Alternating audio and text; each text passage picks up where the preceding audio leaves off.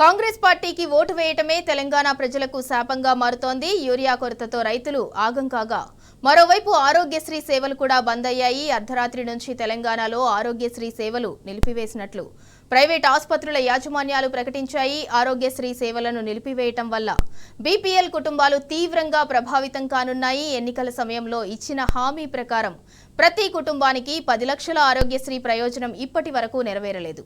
ఆసుపత్రులకు పెండింగ్ బకాయిలు క్లియర్ చేయకపోవటం వల్ల పేద రోగులు అల్లాడుతున్నారు.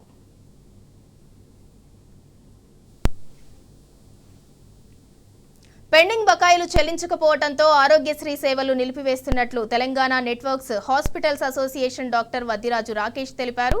తాము 9 నెలల నుంచి చర్చలు జరుపుతున్నా ప్రభుత్వం పట్టించుకోవట్లేదని అసహనం వ్యక్తం చేశారు.